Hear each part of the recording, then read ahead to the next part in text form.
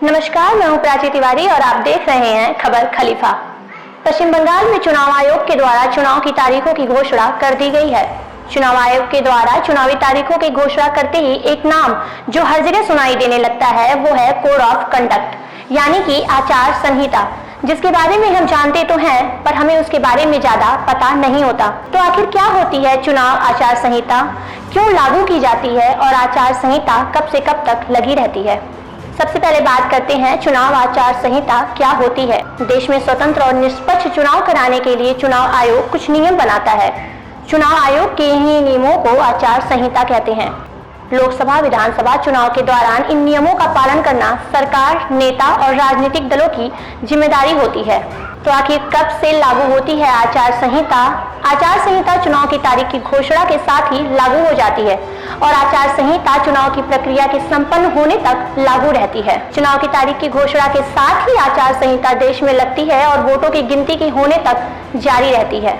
तो सबसे ज्यादा महत्वपूर्ण सवाल ये कि आचार संहिता का नियम क्या होता है। चुनाव आचार संहिता लागू होने के बाद कई नियम लागू हो जाते हैं जिसकी अवहेलना कोई भी राजनीतिक दल या राजनेता नहीं कर सकता। पहला कि सार्वजनिक धन का इस्तेमाल किसी भी विशेष राजनीतिक दल या नेता को फायदा पहुंचाने वाले काम के लिए नहीं होगा। दूसरा ये कि सरकारी गाड़ी, सरकारी विमान या सरकारी बंगले का इस्तेमाल चुनाव प्रचार के लिए नहीं किया जाएगा। किसी भी राजनीतिक दल, प्रत्याशी, राजनेताओं या समर्थकों को रैली करने से पहले पुलिस की अनुमति लेनी होगी। आगे किसी भी चुनाव रैली में धर्म या जाति के नाम पर वोट नहीं मांगे जाएंगे। तो आइए बताते हैं आपको कि आखिर आचार संहिता के उल्लंघन पर क्या कार्रवाई की जाती है।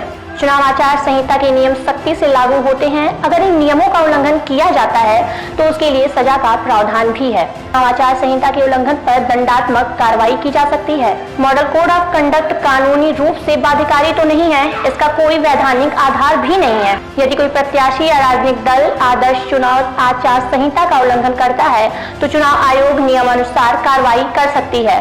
उम्मीदवार को चुनाव लड़ने से रोका जा सकता है। आपराधिक मुकदमा भी दर्ज कराया जा सकता है। संबंधित व्यक्ति को जेल भी भेजा जा सकता है। तमाम जानकारियों से जुड़े रहने के लिए बने रहिए खबर खलीफा से।